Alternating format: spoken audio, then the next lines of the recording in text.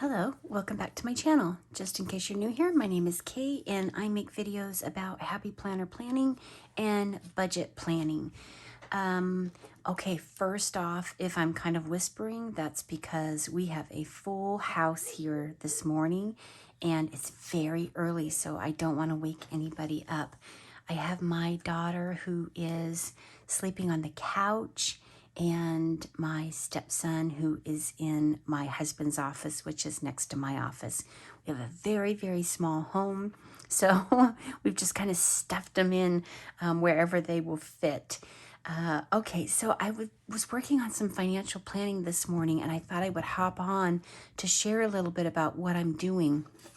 Before I share what I've just completed, I'll kind of revisit. This is my 2025 budget planner, and it is a kill of a plan. I think it's a 2023 planner. When I bought my first budget planner, I purchased two of them. And no, that's not true. I purchased one. I used it. I loved it so much. I went and purchased a second one. So I don't think she has this version of it out anymore, but she did release a new 2025 one. Okay, so we put this together. You've already seen all of this, the layout, what I changed for 2025. I'll just quickly go through it in case you didn't see that video and you don't want to see it. In case you do want to see it, I'll put a link for it in the comment or in the description box. But this is kind of what I did. I set up some tab dividers. Something I should declare straight away is one of my goals for 2025 was to not buy all the planner things. And that's really hard for me, especially with all of these beautiful videos coming out. People are changing their cash binders. They've got so many beautiful stickers and planners, and it's been so tempting. I see all those beautiful things, and I want them to, but I've been really good, and I'm just not buying any. I'm not doing that this year, but one of the things I did purchase were these dividers. I'm so glad that I did. I still have another set that I had purchased that I haven't used yet, and I do envision I will set them up and use them. So for I did this overview section first and just kind of laid out some goals. I did a debt section where I'm starting to account for my debt at the end of the year so I can total that up. And this is a new profile 2025 for me, as hubby and I are merging more of our debt together. We're starting to see that as a me, instead of a me and a you, we're starting to merge into a we. And even though we've been together for quite some time, it's not the first marriage for either one of us. So it felt important to keep that independent when we got together. But this past year, we've started to merge that. So this is going to be a new profile for me this year. And then what I did, my next section was binders. And then for each binder, I just kind of set up these goals. I did some housekeeping, like what did I need to do before the new year? One of my goals this year in my binders, my cash binders, was I feel like throughout 2024, I was diluting too much of what I had of my resources. So it was going in too many directions. So for 2025, I really tried to consolidate those and minimalize those. So that's kind of what we did in the video where I was doing all this housekeeping. And then I also, in another video, went in and gave a starting point.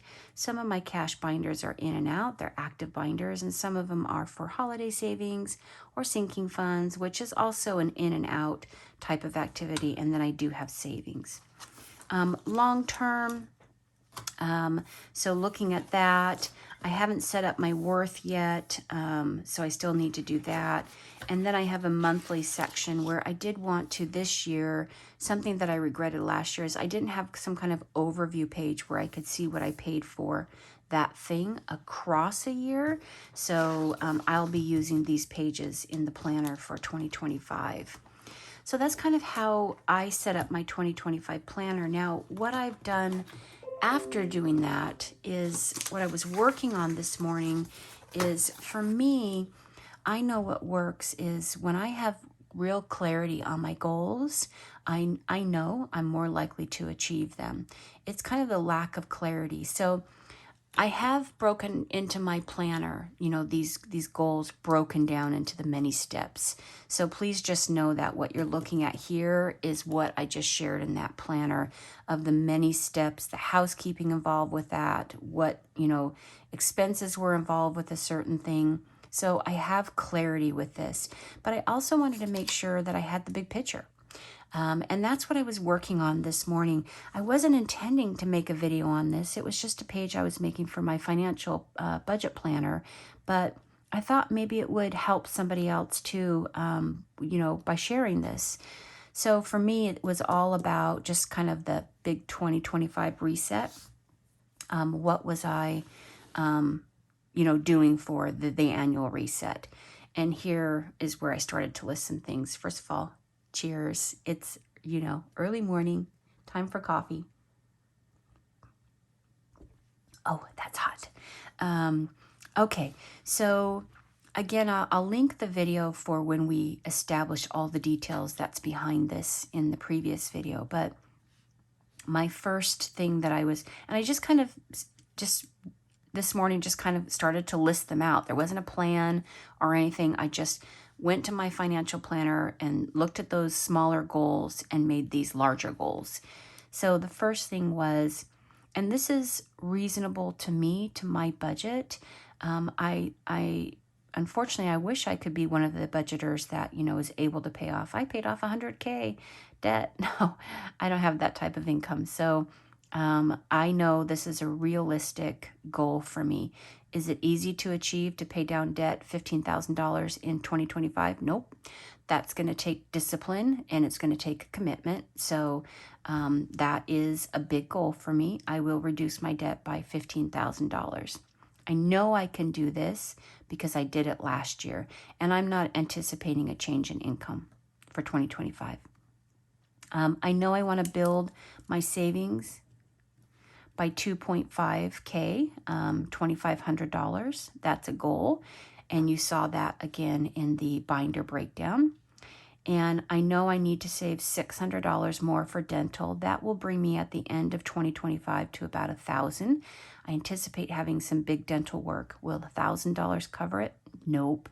Will I likely have to take it out of savings or put it on a credit card when I get my big dental work done? Yes. But I know here this is stretching me, and I'm going to do the very best that I can. My next one was I did lay out my sinking fund goals for the 2025, and I know that is 2.5K again, what I need to put aside. So that was a budget. And I also know one of my 2025 goals was I want to be 1 month ahead at the end of 2025, and that is 5.8K.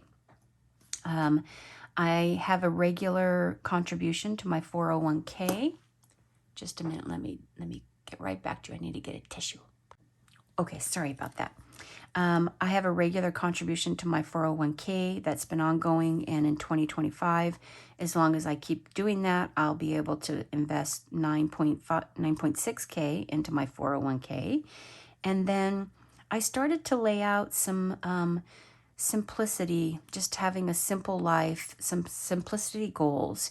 And we, again, I shared that in another video just to give you a refresher. That's what I was kind of, just for me, I kind of have to chew on things and process and make some notes about them. And that's how I develop my plans, my ideas.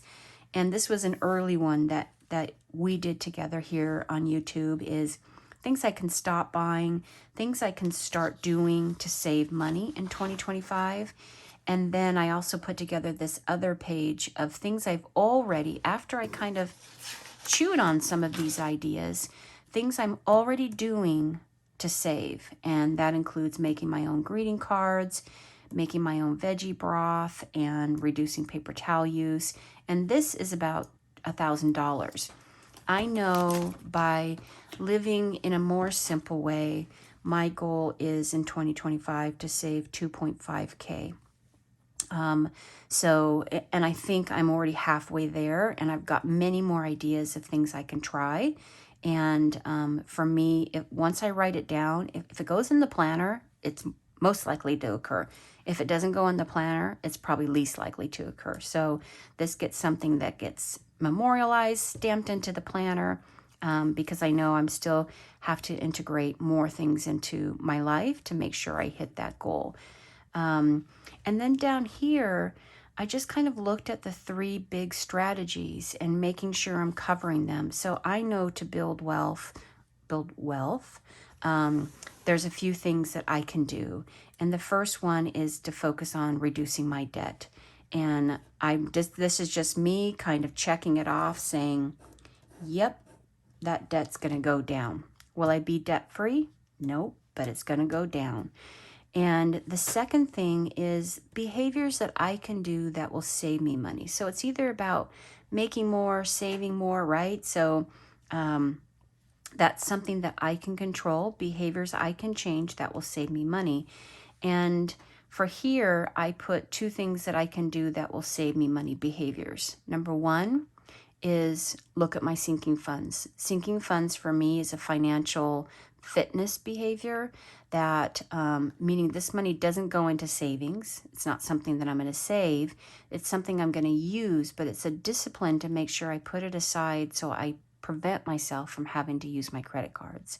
So that's a behavior for me. And then this is a behavior for me. 2 things I can do to save myself $5,000 in money. So, and then the last bucket that I had is the actual money savings. And for this figure, it's build my savings, put money aside for dental, even though I'll eventually use that. It's still going to move into savings for now. And my 401k, these are all things that I'll be doing to save money. So by the end of the year, my savings profile will be the 18.5 plus 5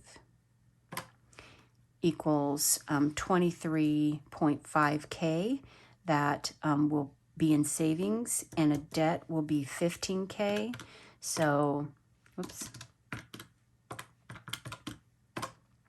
equals $38,500, which it's so hard for me to believe that I'm here, that I'm doing this. And it was a little clunky in 2024 because I was learning.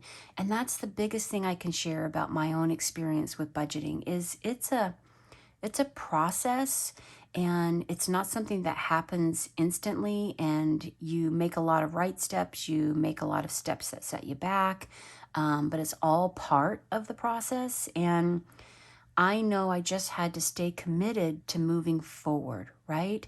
The last thing we want to do is move back or freeze. We want to keep moving forward. So even when it's clunky and you fall, you still get up and you keep moving forward. So that was my goal. Just want to keep moving forward. And I think I did a really good job. Again, it wasn't perfect. It was pretty awkward. I think all those videos that I put out in 2024, some of you were just probably cringing of like, no, don't do that. But I needed to learn, and I feel like I'm starting 2025 at a really great place. Now, that being said, let me just tell you that it's still a process for me. I have a short story to share. When I do my Happy Planner weekend review, you'll probably hear more about this. I should preface this story with saying that we're not a household that's big on alcohol. We will, have alcohol on special occasions. One of my New Year's financial goals was to buy a really nice bottle of champagne for hubby and I to celebrate. And you saw me saving for that in 2024. But we just don't drink a lot of alcohol, and I don't have a high tolerance to alcohol. So really 1 glass of bubbly is more than enough for me. I don't drink more than that. Well, on Christmas Eve, we had a pajama party, and I think I saw 3 empty bottles of Prosecco on the table in the morning.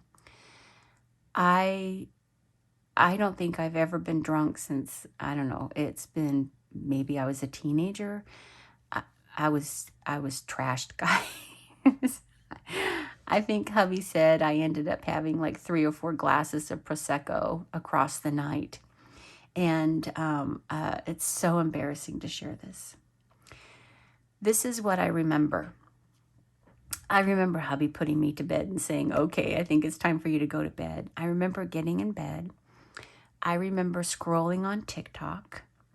I remembered seeing an eyeshadow palette. And if you all watch my videos, you know I don't know a lot about makeup. I'm not big on makeup. But I saw an eyeshadow palette that I just instantly was like, I remember the moment, like I wasn't so trash that I remember saying like, oh, that's so beautiful. And having this thought of, I'll be beautiful if I have this beautiful thing. And I went on Amazon right away, found the palette, bought it, and passed out. And that was it for me for the night. I woke up the next morning and I remembered, oh my gosh, I bought eye makeup on Amazon last night. And I got on Amazon to look at, remind myself what I fell in love with and purchased. 2 things. Number 1, it was $98. I have never in my life spent $98 on eyeshadow. So that was the first thing that came up. That was shocking, just absolutely shocking. And then the next thing that came up is, are you ready? I charged the eyeshadow palette on a credit card that's been paid off since early 2024. Oh, that was heartbreaking. It was like double heart wound. So not only did I purchase a $98 eyeshadow palette, but I put it on a credit card that was still linked to Amazon from 2024. So one of my 2024 year-end bucket list things, housekeeping things I need to tend to is I'm going to be going onto Amazon and removing all of those cards that had, throughout the years been associated with my account. Those will go away so this doesn't happen again. And then as soon as the charge hits my credit card that's been paid off, I'm going to, of course, pay it off. And let me just say, when I spoke to hubby about it, I said, gosh, I would never purchase such a thing like that for myself. And he really talked me into keeping the eyeshadow palette. I don't even know if you can return makeup, but he just said, why don't you keep it, babe? And it's something special for you, and it will always be a memory. So I am now going to be the owner of a $98 eyeshadow palette. Probably that doesn't sound like a big deal to a lot of you, but it is a very big deal to me. Anyway, that's just to let you know that sometimes it's easy to slip back into those mindless moments where in that moment, as I was purchasing that, there wasn't a care in the world. And it's funny when I think about it, and if I could remember the moment wholly, maybe I had some elation, I don't know, some joy in the moment, but I know for 2025, I don't want to be careless or mindless with how I spend my money. If I buy a $98 eyeshadow palette at some point in the future, I want that to be intentional. So anyway, it was just kind of like a final hoorah for 2024 lesson of, gave me some fodder to work on for 2025 of I'm still developing, I'm still healing from those previous financial behaviors that caused me to get in debt. They're still there, so I still need to be disciplined and very committed to what I'm doing in 2025. Anyway, that's what I just wanted to share with you this morning is some work I was doing and what was coming up for me. I hope that as we head into 2025, perhaps you've already kind of sensed from me, I don't make New Year's resolutions, but I do love to make New Year goals. And I hope if you too like to make New Year goals that you are enjoying the process of doing that and getting some clarity on who you are today and where you'd like to be at the end of 2025. until, the next time, I hope that you've had a great holiday and you were able to spend it in a way that brought you joy and peace. And I look forward to next week getting caught up with my Happy Planner Weekend Review. And also, I can't believe it, but we're going to open up the 2025 planners, and I'm going to start budgeting in my brand new 2025 budget planner, and I'm going to start planning in my brand new 2025 Happy Planner. So that's a very exciting transition for me. I'm looking forward to it. So again, until the next time, may you be blessed, and I look forward to talking to you soon.